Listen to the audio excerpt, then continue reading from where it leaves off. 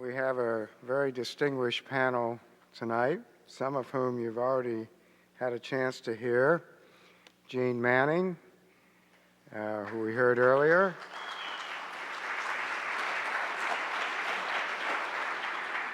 Tom Valone, who you also heard earlier.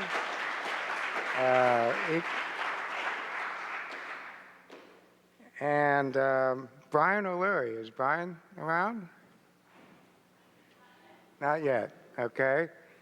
Then we have people you haven't met yet. One of them is a board member of the New Energy Movement, Andrew Mount. And Andrew's had a very interesting history. He was an assistant and associate to one of the early new energy inventors, Bruce De Palma. Spent many years with him in New Zealand.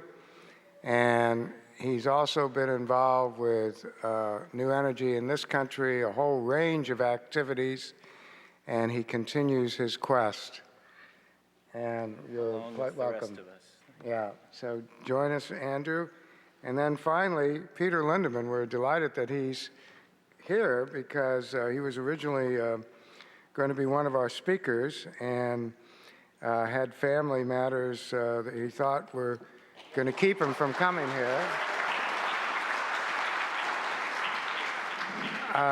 Peter's been a long-time student and inventor in the field, particularly working on cold electricity, and he's written about that. He has videos, and he's worked on systems with some of the other distinguished people in the field. And for a long time, he served on the board of directors at Borderline Sciences Research Foundation, and he's a research associate of another distinguished scientist in the field, Dr. Robert Adams in New Zealand, and as well as a close collaborator with Trevor James Constable in the United States. He really is one of our leading authorities on ether technology, and we're delighted to have him. It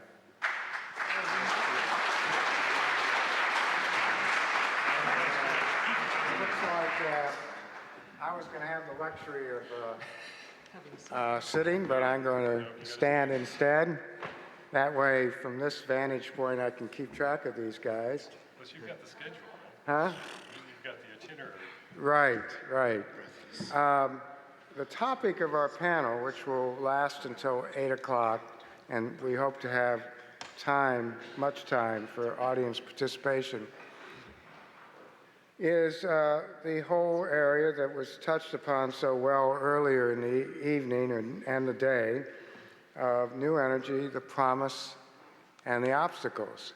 And to start us off, I want each panel member just to briefly touch on, I think we've had a lot on the promise.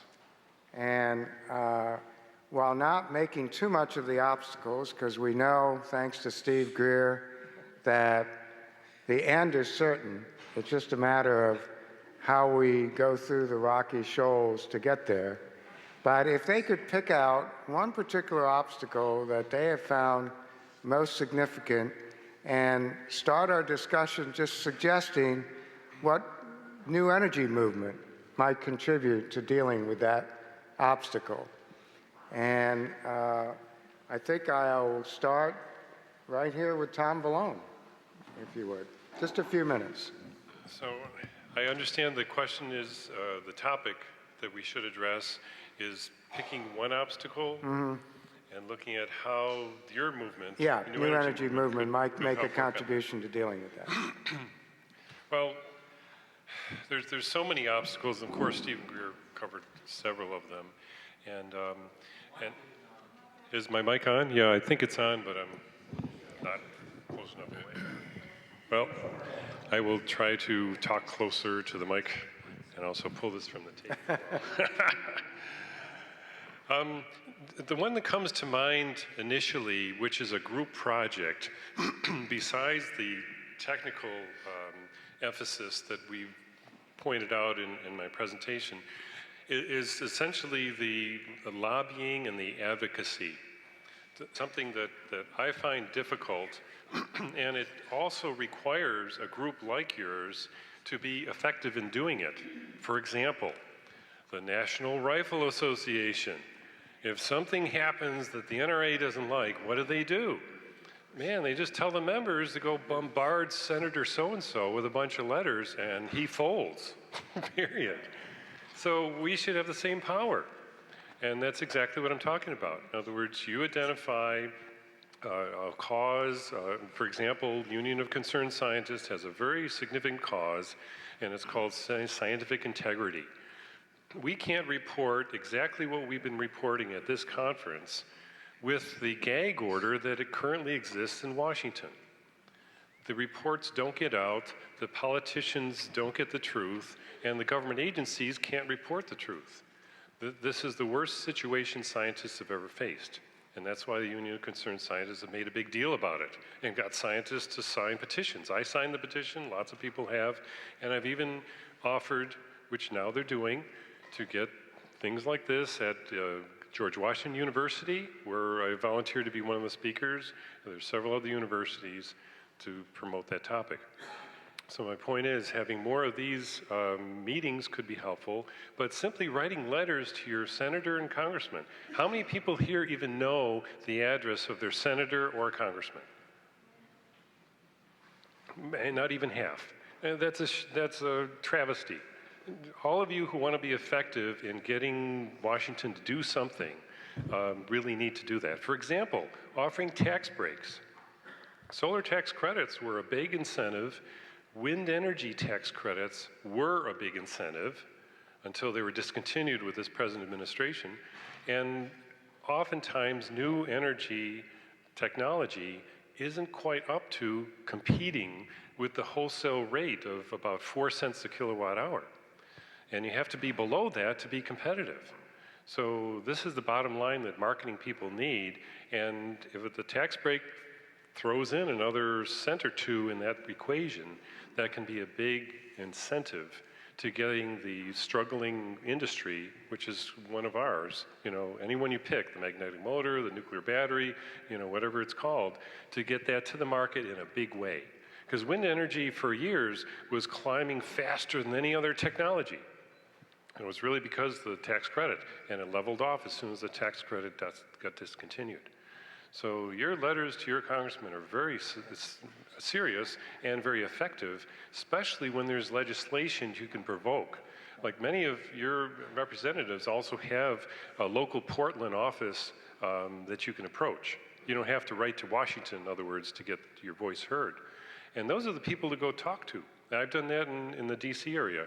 I find my Maryland rep in the office easier to approach than calling the downtown Capitol Hill staffer, who is hard to reach and hard to get an earful. So these are suggestions to really work on, and there's plenty more. I could keep going. As a former legislative aide to a United States Senator, I want to second that. You'd be surprised how few letters focused on an issue that hasn't surfaced yet will bring it right up and attention will be paid to it. An intelligent letter about an issue that's not yet been addressed or adequately addressed. I want to not have interaction on any particular point now, but just go right down, and I'm going to shift now to the other end of the table and ask Brian to just pick out one of the obstacles, and if it's the same one and you have something to add, great, and how NEM might relate to that.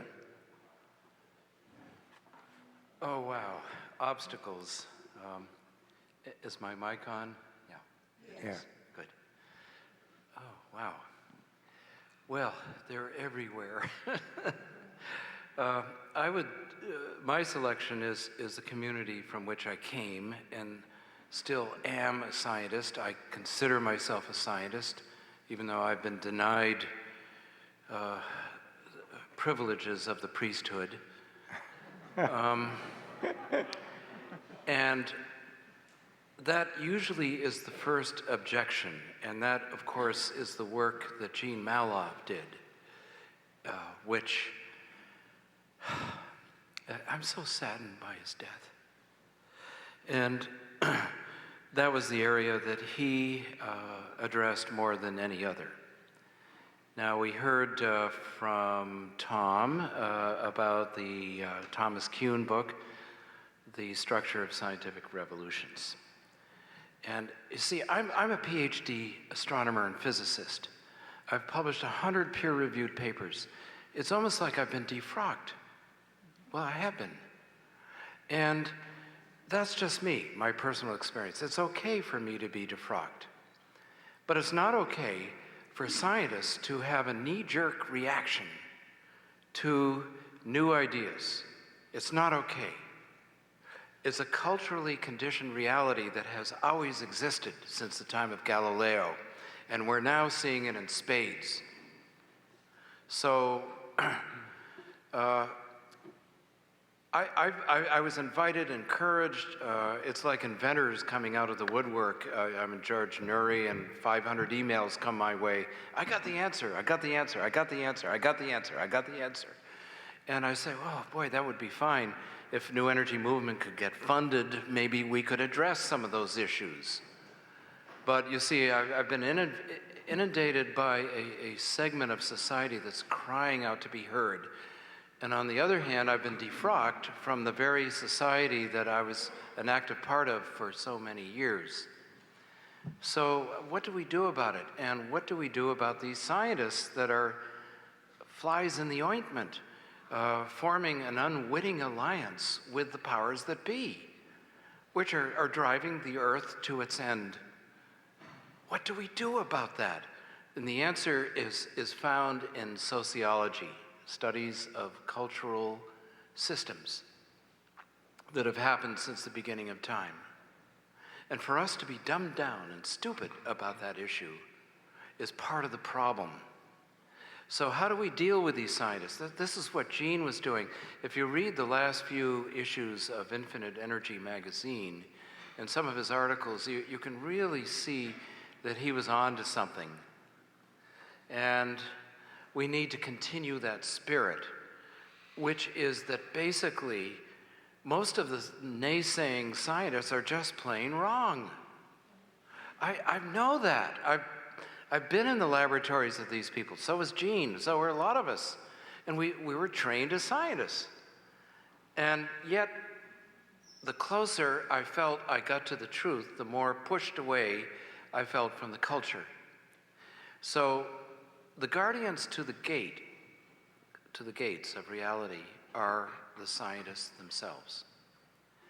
And so we may need to redefine what is meant by science. People that call themselves scientists are more like technicians of a certain element of our culture. And so it's incumbent on those of us that still are and were scientists to point that out. And it's my greatest gratitude is that this conference came off at all, and that we're here.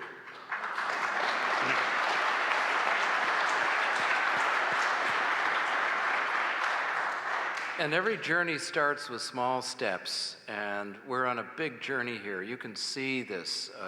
You can see the energy here, the energy, the desire to make this planet a cleaner place. And so those are the people that are now like the foremost guardians to the gate. I had the opportunity, and I have for 35 years, since the time that George McGovern ran for president. I was his energy advisor when he ran for president. And I've been the energy advisor of Mo Udall and Fritz Mondale and countless people. I'm now retirement age, and I'm saying, yeah, it's time to sit in a hammock. But to also reflect on how, in our time, scientists have, people that call themselves scientists, have objected and resisted this to the bitter end. And believe me, this is a cultural conditioning that has so mesmerized us and dumbed us down how do we get around this? This is probably the biggest obstacle of all. And as I said before, I had the opportunity through Tom, thank you, Tom, to come to Washington and brief Kerry's energy people. But I've kind of run out of energy to do that. And so part of my vision of the new energy movement is that it be a social movement, a movement that would support a grassroots upswelling of public indignation about what's happening, and at the same time offering solutions. Great.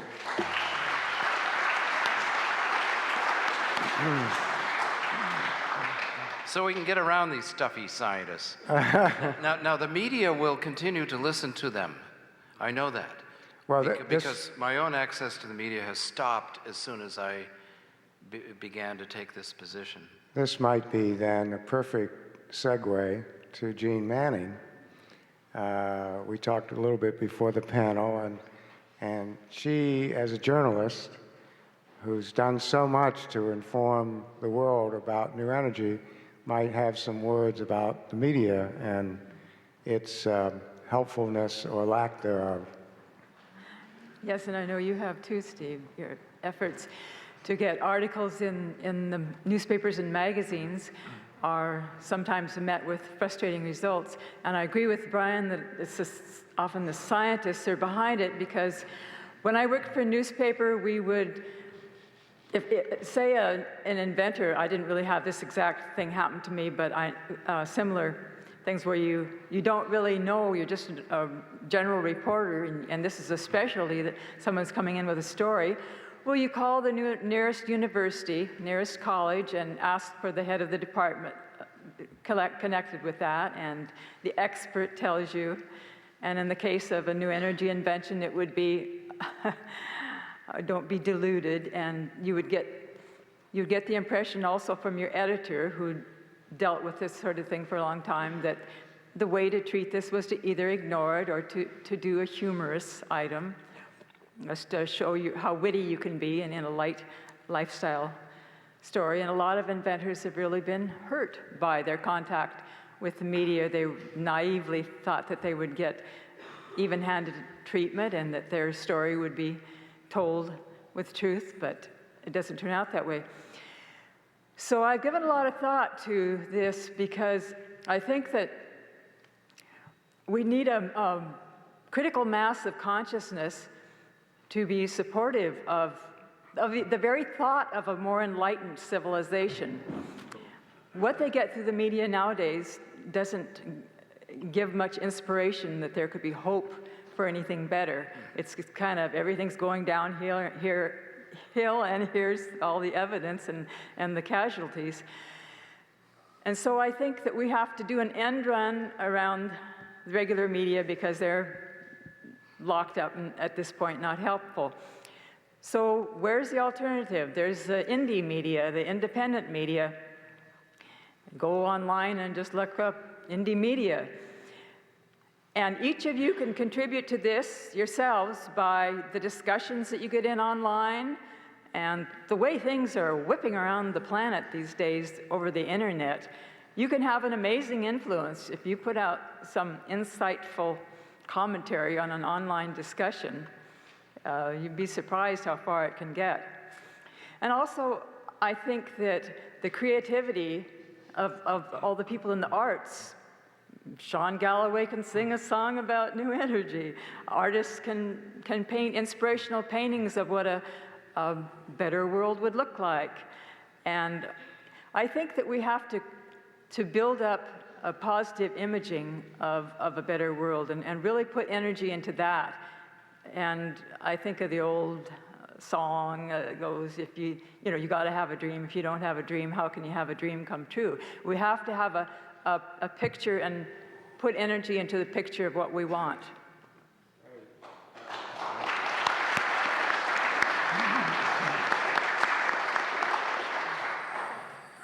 Those of you who are in Oregon, or those of you who are visiting and still here for a while, you might want to pick up on the newsstands around town a publication called Sentient Times. And Jeane has written an excellent article about new energy and as our birthright in that issue. Just out of curiosity, yes, New Connections has a wonderful article by the very distinguished Garbon, who really said it like it is about being a citizen, and really appreciate that. I'm just out of curiosity, since the press came up, are there any members of the press here? Any members of the CIA? After hearing Steve Greer? Now, it's really clear that great effort was made to get the Oregonian here and Willamette Week and so forth, and we were met, and I've had this problem with the Oregonian for some time. We were met with not even benign indifference. And they've been adequately informed about these things for years, and they just simply really refuse to take it seriously. One slight suggestion you might do is, if a number of you wrote letters about how important this conference was and how valuable it was to hear about things that you hadn't heard about in the media. And if we had enough of them sent to the Oregonian, for example, maybe one of them would be published, a small step. It's huh? Very good. Do we have two? Excellent. And please, when you do write these letters, send a copy to us here at New Energy Movement. Okay, I want to turn to Peter Lindemann next. And Peter, you have a freebie here. Oh, whatever's on your mind about all this. Okay. What I'd like to do is look at the core question is, what can this movement do in overcoming obstacles? I know that everybody here really would love to see this new energy future come about as quickly as possible. Anybody who agrees with that, raise their hand. Okay, but I also sense that with Steve Greer getting up here and saying, well, they need $10 million and everything, everybody else sort of out here feels like, well, what can I do? Is there anything that I can do? I don't have $10 million. I don't understand these technologies. What can I do now that will help bring this about? How many feel that way? Oh, I'm very disappointed with this group over here. And this comes back to what Brian just said, and that this movement should be a social movement. And what that means is that we really don't have a technology problem. The technology is here. Stephen, has said, it's sitting in 100 places, and there's thousands of inventors working on duplicating all that and coming up with more stuff all the time. The technology has been here, it has been suppressed, it has been reinvented, and it keeps coming up because the divine forces just constantly are infusing the human mind with these solutions, and these solutions have to do with cooperating with nature and living on the planet in a cooperative manner. And it really boils down to, it boils down to us. Do we agree to live cooperatively with each other? This is what the real problem is. The reason the governments don't want this technology out is because of its potential weaponization, and because they stand to lose power in the gigantic geopolitical competitive arena. And that's what has to be bypassed. We're not looking for the scientists who have a political agenda to disagree with whether this technology exists. Those of us, Tom and some of us who've been doing this for 20, 30 years, at first thought, well, first we needed to prove this stuff to the scientists and show them how the laws of thermodynamics don't really apply and all these things. And no matter what you show them, they won't take it as proof. And so what you see is that we're not trying to, because there's not a level playing field at the science level. Brian found that out. So basically what we really need to do is just bypass it. Anybody who wants to deny that this exists, just go on and talk to somebody else. Because they're going to be left in the dust. This is a real thing that's happening on this planet. You know, God has been trying to make this technology happen on this planet for over 100 years and continues to make the inventions appear. And what's happening is we have a small group of people who call themselves the kind of the rulers of the planet, who want to stand between God's abundance and God's children and steal what God gives to the planet for free and sell it to the rest of us. And that's not okay. And we enable them to do that by staying in a competitive mode with each other. And if you want to make this happen, what you can do right now without $10 million is start agreeing, is start being less competitive and more cooperative with everything you do, every day, every decision, every action. That is what's going to make this happen in this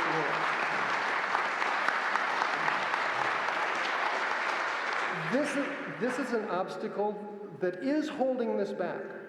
And this is something that each one of us can overcome, because that's something that we can do. So that's one obstacle. I just want to put a footnote.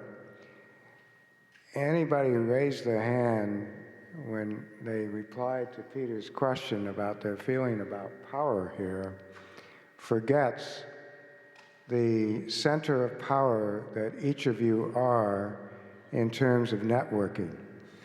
I know that in this room, at 7 degrees of separation, or maybe even less, you know of someone who knows of someone who knows of someone that has the resources to contribute to this cooperative endeavor. So never doubt your power. Margaret Mead once made a famous saying that I'll badly paraphrase, but she said, never doubt that a small group of people can change the world. Indeed, that is the only thing that has ever happened. That's right.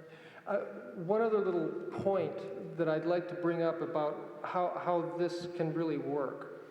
And I just focus back on the real history of how India won its independence from the British Empire.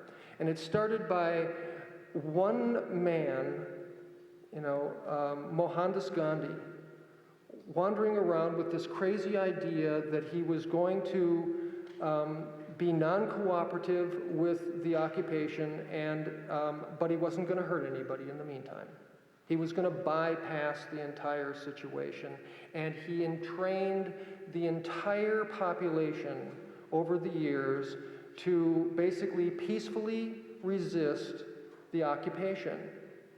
And if someone had looked at the beginning of that movement and said, what are the odds of this succeeding? All the pundits would say 0% possibility of succeeding. And that is the prognosis given to us here today. And they're wrong too.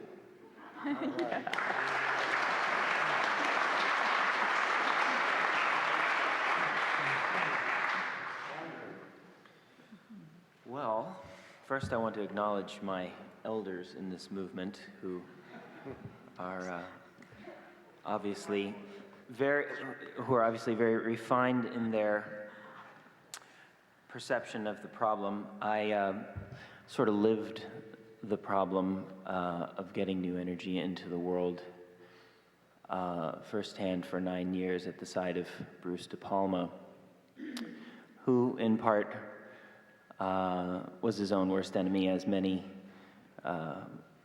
pioneers are. But even leaving the United States, he found vested interests. And I think vested interests and the collusion of public and private interest is really one of the key obstacles right now. But you have to ask, why are these people so afraid of change? And I think that's a psycho-spiritual problem at the crux of it. And so we have to be sure that we have overcome that completely within ourselves, that we don't fear change. And I have some solutions that I have nurtured in my visionary heart, and that is that we need a Hippocratic oath for science as a whole, not just medicine. And I think that's a realm of activism that should be pursued, that people involved with the universities can introduce to more or less expand the movement within the heart of the beast, because if you don't have people who will take money to do things detrimental to the environment because they have a more fundamental moral conviction, you can't exactly have a problem like we have right now. Although the problem is so great that I've discovered, even if we were to make incremental gains in the renewable energy sector of 300% increases in renewable energy, clean energy technology between now and 2020, we would only reduce oil dependence by 2%. So we absolutely need a revolution if we're not going to completely erode the environment to the point that we might have a scenario like we saw in the film The Day After Tomorrow. So just to refocus on the question of the psycho-spiritual dilemma, I think the courage to change begins within each and every one of us, and that's what precipitates the common movement that we seek, is harmonizing ourselves to what I would, I guess, call a unanimous sentiment that this has to happen and that we are its agents. And when I think about the implications of this whole drama, it completely takes me to my limits. It makes me confront everything up to and including the fear of death. And I think that's what is at the root of conservatism, actually, which is one of the things that prevents change, is that if you threaten the status quo and you suggest fundamental change, people would rather close their door and stick with what's comfortable, because they would have to, and particularly their ego, would have to confront the thought of losing everything. And who wants that? So courage really is the key.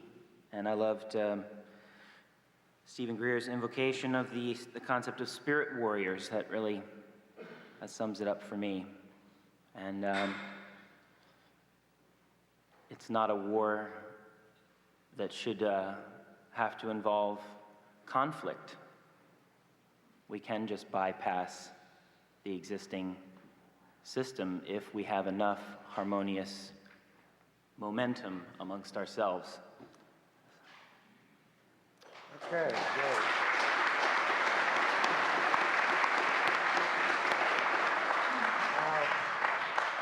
We have just a few minutes for people in the audience to go to the mics and offer their own viewpoint on these questions, and try to be as brief as possible so as many people in line can have a chance. Yes, I heard Brian O'Leary lament the number of scientists who have a knee-jerk opposition to to these new energy technologies. I heard Jeane talk about the journalists that are not prepared to go where they should be going with their journalism. I heard Peter talk about the shortcomings of our leadership, and I wonder if any of you would like to talk about the institutional mechanism whereby someone spends decades rising up the ladder of success in their given career and is systematically groomed and conditioned to believe a certain ideology that does not comport with objective reality.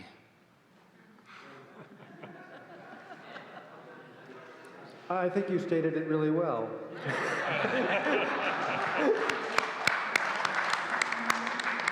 You know, the way I see it is that we're involved in a conundrum, a confluence of conundrums and objections, which are culturally conditioned and are so far removed from reality that we're now needing to address it and become educated on this. So, for example, I was very inspired with what Andrew just said. Part of that is the social dynamic that better the devil we know than the devil we don't know. And we're now confronted with a situation where the resistance comes from virtually every culturally conditioned group. So we need to have the courage to emerge and to make the whole thing a whole new movement, and that's why we're here. And courage is the key, and as a spiritual warrior, I understand that we are all here as one human being, because biologically we are the closest species that exists on this planet, and as the Dalai Lama once said in the 80s, he said, we are all same human.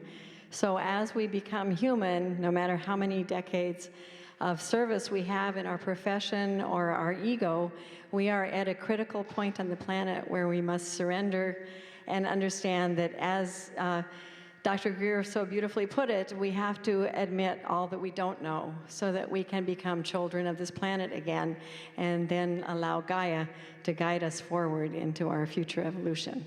So thank you to you, Steve, and to Joel, and to everyone here locally who enabled this conference, because it takes a lot of work, but it's a very dynamic moment, and out of the chaos and the negativity in which we are living will come the phoenix of the new time. So thank you.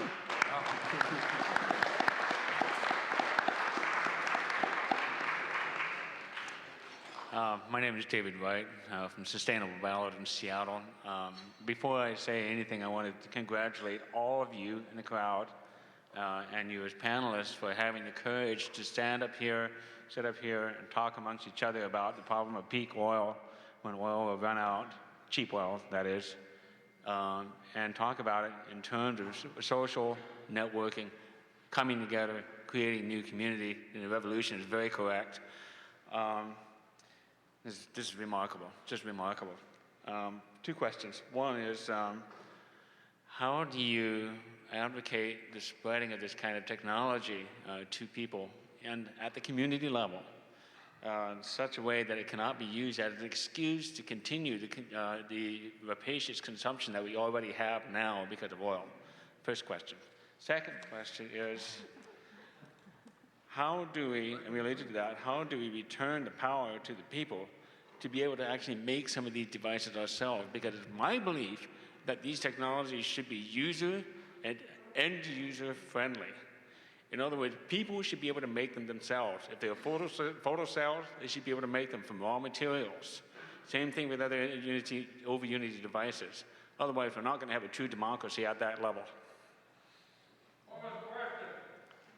I can repeat the question.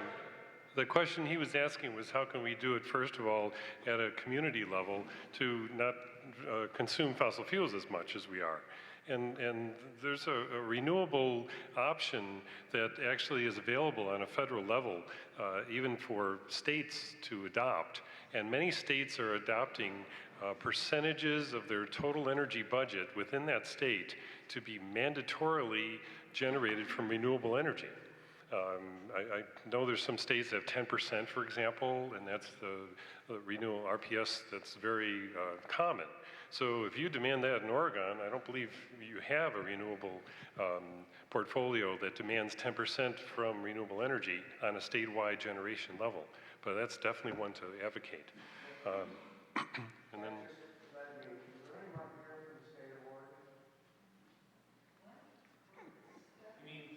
From state government?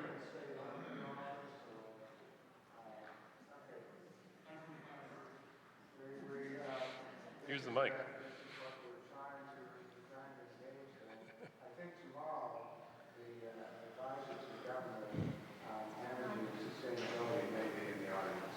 Good. Yeah, go back to the mic. Take your position. And the second part I can address too, unless somebody else wants to.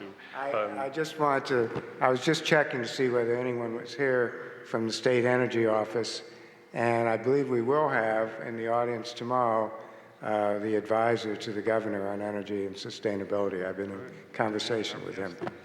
Next. There was a second question, but How to communicate to it was really about How to building. make the Oh, technology. yes, it has to do with are we likely to see, or is there some way to encourage the likelihood of having devices that actually can be built by people at the grassroots? People have been demanding that for decades, and I don't believe that's a necessity to finally seeing something work. What is a necessity is to get the investors to at least open up to the possibility of inventors having unusual projects in their local basements or garages. And that's what we're discovering as you start looking. You see the gold and the amazing inventions in the midst of all the other sand that you got to sift through to find it. The Apollo Alliance is another good one too. I might have mentioned that before, ApolloAlliance.org, because they're supporting on a national level the aspect, exactly the same point, that there are breakthroughs that just need a little bit of funding, and that's what we're finding too. Isn't there an open source movement too in the field where people are being called upon to collaborate and work together on the development of devices? Yeah, Sue Carter's group, the Pure Energy Systems, has an open sourcing thing on the That's internet. true. Yeah, they're great. Right. Well, we've seen Website. what's happened in the computer field when that's let loose. We have a major competitor to Microsoft thanks to the Linux open system. Exactly. I'm actually having some trouble relying on the tried and true approach of the investors making this movement viable. I really think it has to be claimed as the right and responsibility of the grassroots.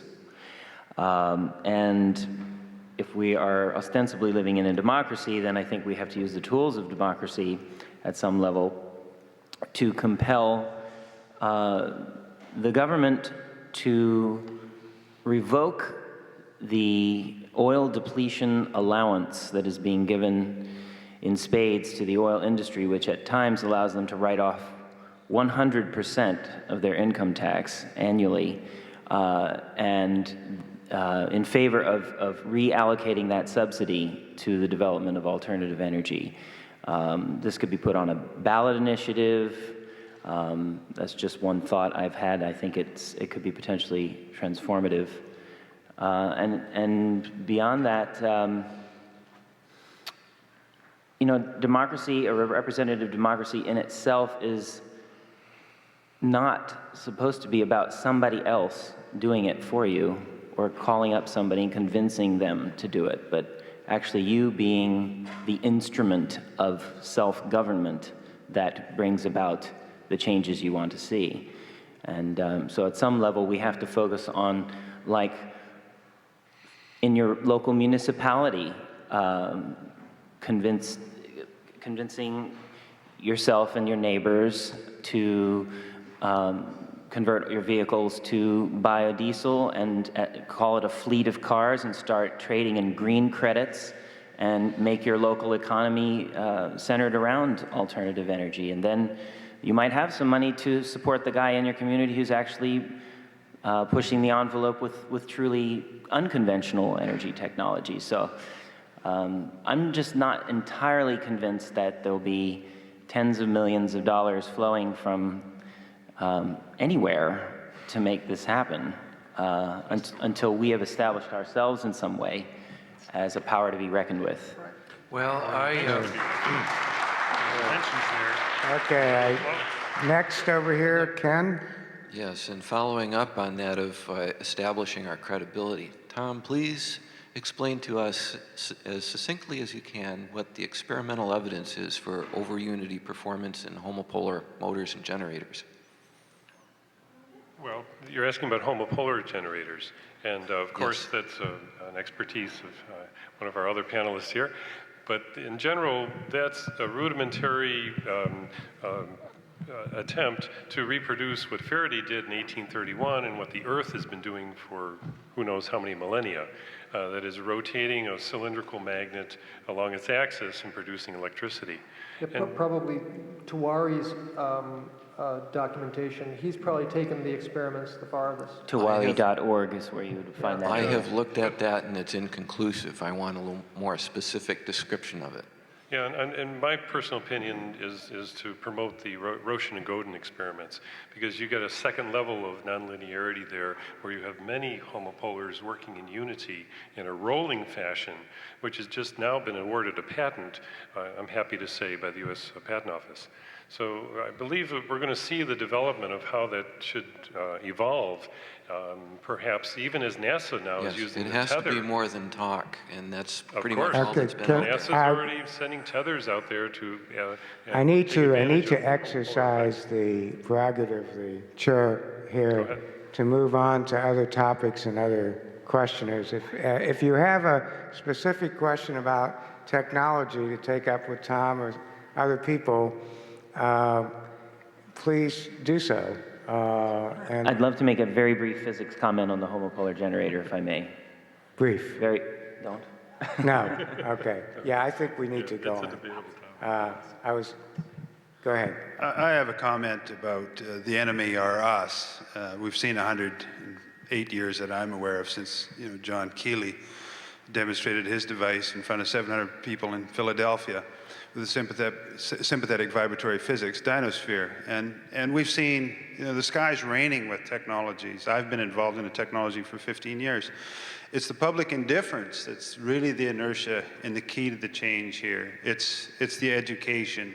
You can't just use the technology and even the capital. The capital is here. It's how to get the capital behind it. So when you talk about revoking, the first thing that needs to be revoked is our implied consent to the status quo. And if we revoke the implied consent, all of this changes. Absolutely true. Okay. Go ahead. Greetings, panel. By the way, it might be a good idea to say your name before you launch into your comments. Okay. My name is Christopher Gray. I'm from Oakland, California. In Oakland, or in the Bay Area, I represent a group, Post-Carbon Institute, and we're working on local sustainability models and issues. I had to take up two questions because I've got these two conundrums that keep going in my mind, and I don't get a chance to talk to people of this caliber every day. The first one is a sort of chicken and the egg thing that I can't quite get my mind around, is this. Will new energy technologies have the effect of raising the consciousness, or do we have to raise our consciousness first before we qualify to deserve to have access to this? Brian. I don't think we have time for that. It has to be a concomitant process. Right. Yeah, I agree. And therefore, what we seek is support for the necessary research and development that needs to happen immediately. And that's my plea, anyway. Maybe we'll make some copies tomorrow of our mission statement, put them out on the table, and you'll get an idea of what we plan to do in the new energy movement, which is basically to ramp up to a research and development capability to the tune of $10 to $100 million. I've discussed this in detail with Steve Greer, Jeane Malov, and a number of other people. If we can get that research and development done, then we have lots of options, and we can concomitantly work on the principles of positive thinking, evolutionary planning, and so forth. And that's why we invite the public to participate in this process, because I think it's going to happen. And then once that happens, once we take that step of research and development, then it's going to happen. And that leads me to my second, go ahead. Could I Yes. address your first question, especially about, do we have to raise our consciousness to deserve this? Absolutely not. We already deserve it, okay? And the divine forces have been trying to put it on the planet for over 100 years. So we already deserve it, okay? What we need to raise our consciousness because we're polluting the planet to death, irrespective of whether this technology comes forward. And we have already been given the tools to destroy ourselves. We could easily destroy ourselves again with this technology if we don't raise our consciousness. So you see, we don't have to have this technology to destroy ourselves.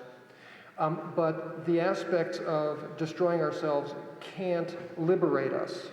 So, like Brian said, both of these things have to happen simultaneously, but the appearance of this technology will not in and of itself raise our consciousness. And then that leads me, I come to some of the same conclusions, and unfortunately, the evidence that I see in this thing that I'm going to call reality, not being a pessimist, not being an optimist, but calling myself a realist and looking for evidentiary facts, I just don't see it. I mean, the number of people in this room. What don't you see? You don't see the humans Bush changing. stickers, McDonald's, SUVs tends to be the predominant model and paradigm out there. You are the source of the change. Absolutely, but I'm saying is, what my question was, is realistically or honestly, with 6.5 billion counting people on the planet and this FUBAR system that we're in, what's the feeling of the panel? Do we what do you give the time? I hear a strain of pessimism. Just a bit. Just a little bit. We have no choice. The only choice we have is to move into it and make it a public issue and discuss and debate it. We have no other choice. Yes, Yeah. absolutely. And we can't wait. We can't wait for a panel of experts to solve it for us, and we can't wait for somebody else to do it before we do it. Okay, every one of us has the responsibility to move forward, take responsibility, quit bickering, and get going. And there's no question that it's an overwhelming task. There's no question that it's an overwhelming task. And my mentor, Bruce De Palma, used to say, there's a myth of free energy. And that is that it is such a fundamental shift in the paradigm of the planet from consumption to expansion of the abundance of life, that the same souls incarnate at that time that it needs to happen. So, take that for what it's worth. But we're here and we're doing it. So it's all we can do. Yeah. Well, thank you. Just a general question for the panel. I'm Scott Anderson from the Beaverton, Oregon area. Why was Portland chosen? Was there some mitigating reasons why Portland was chosen as a location to begin this venture? Besides, as Mayor Vera Katz indicated in her welcoming letter, Portland is a center of sustainability and action to support that. But on a more mundane, practical level, the two people that were available from the board for leadership on this, Joel Garbon and myself, just happened to live here in Portland. And we also were blessed by a tremendously gifted and dedicated crew that helped us out. Amen to that.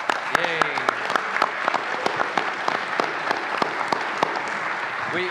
We had a board meeting about, I guess, 9 months ago, and it was proposed, and boy, we unanimously supported the idea because Portland's a wonderful place to bring this forward, and because of Steve and Joel and their tireless efforts. We also arranged to have the weather be just right for you this weekend. Well, my name's Kathy Ging, and I worked as a renewable energy educator for 10 years. Oregon state motto is, she flies on wings of her own making. And I used that motto when I was director of the Oregon State Fair Oregon Energy Roundup in '82 through '84. And I would like to suggest that we start in Oregon to do a renewable energy, free energy exhibit again.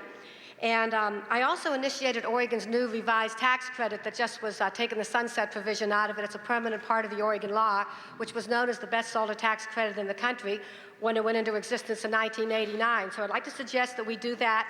That was in contradistinction to the old blue sky approach to solar that was based on the amount of money spent on the energy system. This was based on the amount of kilowatt hours saved in the first year.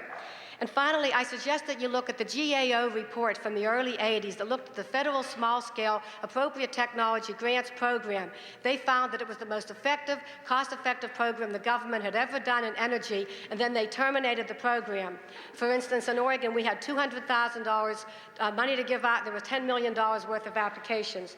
And finally, I started something in Southern Oregon called the Skills Bank with the intent of setting up a renewable energy national database, and I never really continued that. So I would like to give that glove to you, and we could do a conservation and renewable energy and free energy skills bank nationwide starting right here. Thank you.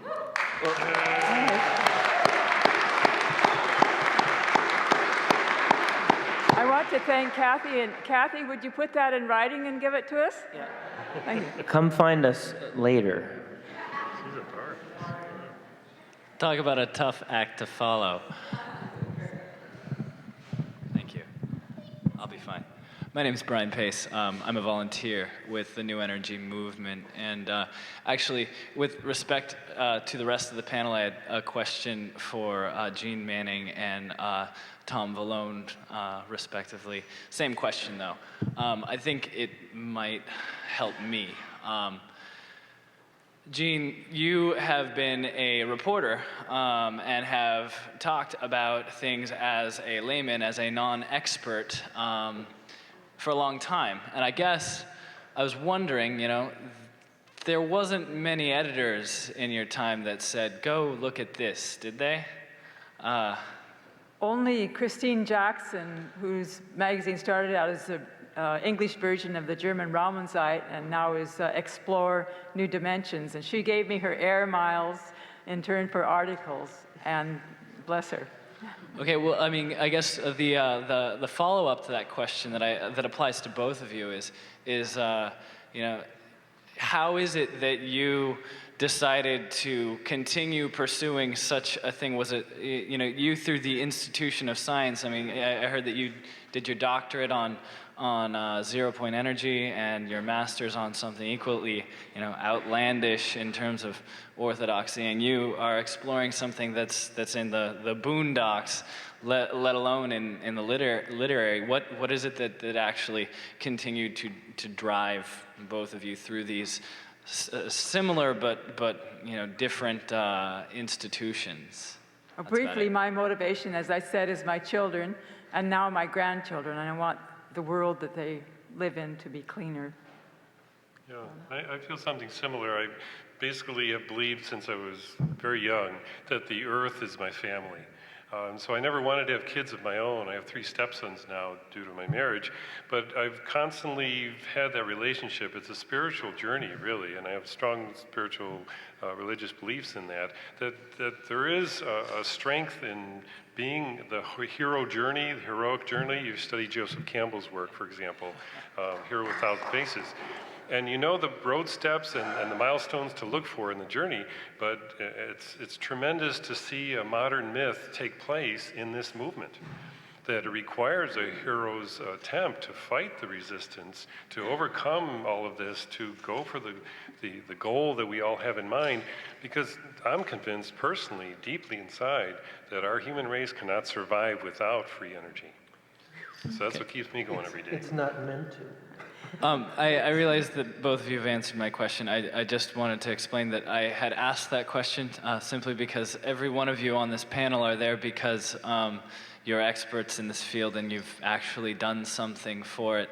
And I asked the question both for myself and for everyone in the audience to realize that you probably didn't have anybody telling you that you had to do this or that you were going to have $1 million. And I pretty much expected that it would be something like that. One more thing.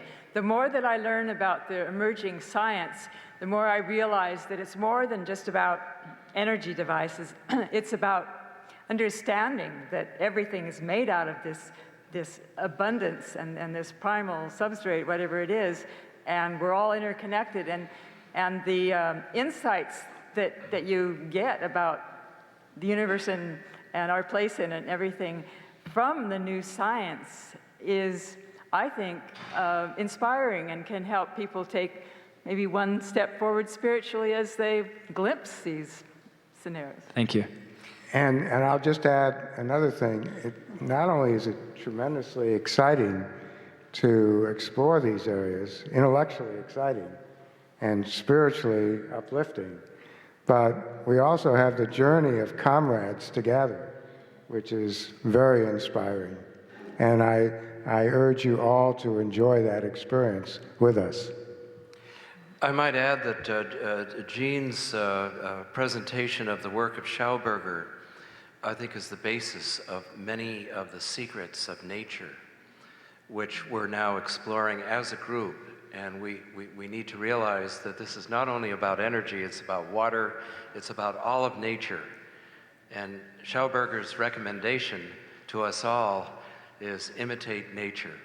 Work with it rather than against it. So philosophically, this provides a very good and spiritual grounding on what we're trying to do here. My name is Bill Zwicker, and I'm a homeschooling parent. I was struck by the term dumbing down that came up several times during the talk today. And in exploring the education options for our child, we looked at the history of American education and found that it was deliberately designed to do exactly that, to dumb us down. And I think education, along with media, is a very important element in the situation we find ourselves in now. So my suggestion is, if you can't homeschool your kid, if you can do that, but if you can't, you need to get involved with your child's education. You need to understand what the schools are teaching your children. If for no other reason, to get more involved with the relationship with your child. And I think if we do that, then it's going to be a lot tougher for the powers that be to continue to hoodwink us and to continue this deception. Remember that the literal definition of the word educate, from the Latin educare, is to draw out of, not to put into.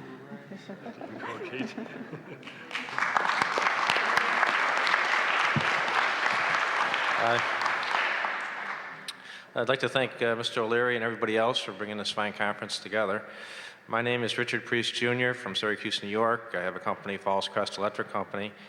And I have a background in Strategic Defense Initiative, Heavy Military Electronics Guidance and Battle Management Systems as a tool maker, shop foreman, sales director, and works managing director, so I kind of understand the technical end of things.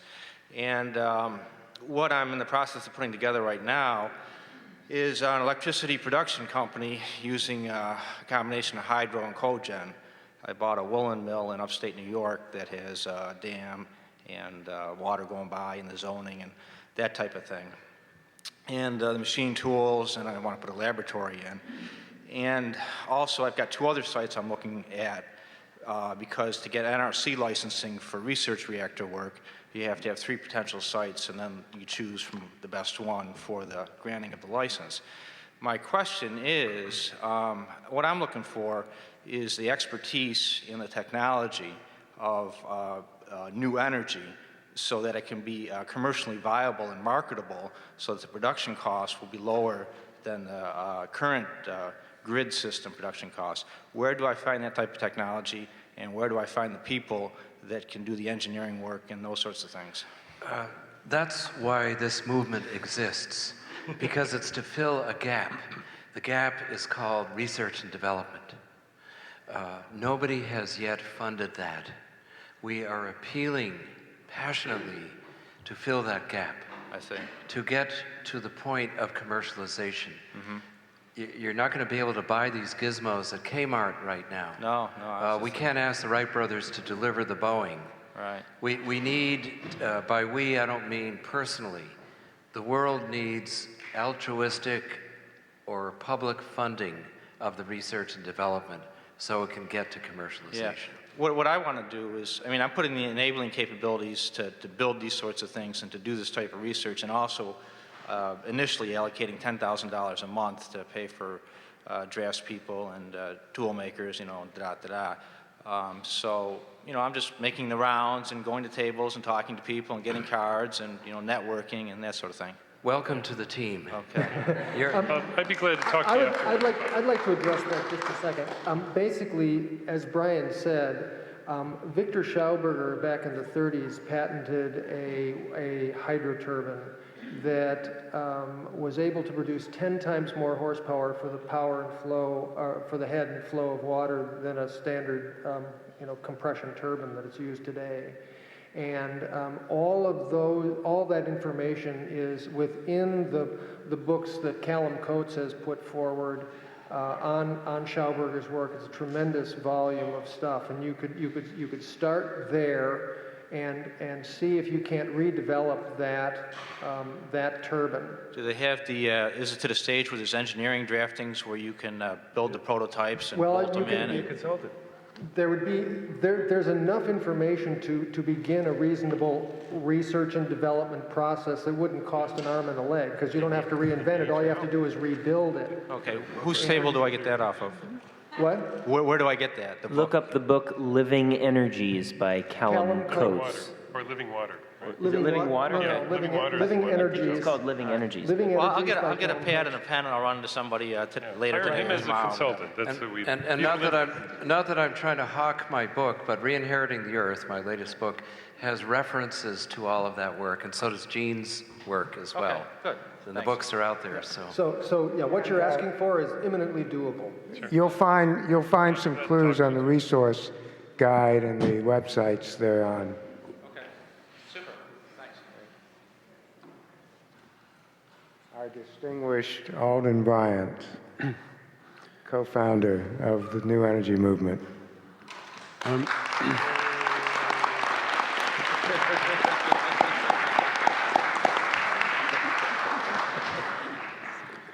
I'm going to make a suggestion, and maybe nobody will like it, and it's going to bear on everybody. It goes this way. Number one, that NEM consider friends of NEM, namely everybody who has signed up and come to this conference, our mailing list, they'd be friends of NEM for continuing program. Number two, that we allow sign-ups here for all those who would like to be on a list of advisors to NEM that want to participate in certain kinds of programs and actions from the community level on up. Thirdly, that we initiate an outreach to a mail list of every environmental group in the country with a cover letter suggesting that they allocate something like 5% of their annual funds to the NEM program, as Brian and others have outlined. And that also we branch out to, now this I did when I was with the Earth Regeneration Society, getting stuff on through internationally and through the UN. Also to labor groups, I had a list of every labor council in the country through the top labor people. So I was from the Alameda Central Labor Council and the Teachers Union in Peralta. So that was a way of outreach, and I can see a special letter to the labor councils in this country saying this affects their members, their people. They too, we ask that they allocate a certain percentage each year to our operations to get the program going on the research and development. And then from here and branch out to other things. But these are the ones that I was directly involved in before. I see this as an outreach of this day's work and for tomorrow. And I see this as an organizational way to go at it. And this may be too early, it may not be quite right, but there's a lot of guts to this because I've lived through it for 20 years. Thank you, Alden.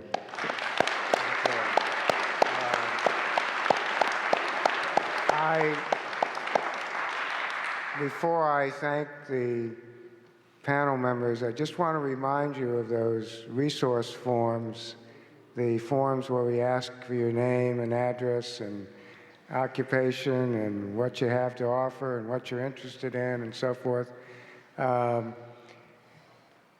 fill them out and leave them here this weekend with our staff. We really want to build a database of the members, contributors, fellow travelers. You're very important to us.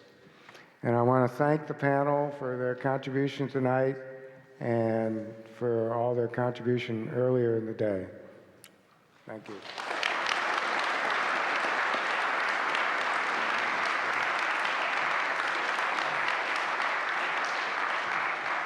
Well, thank you, Steve, as well. Great job moderating.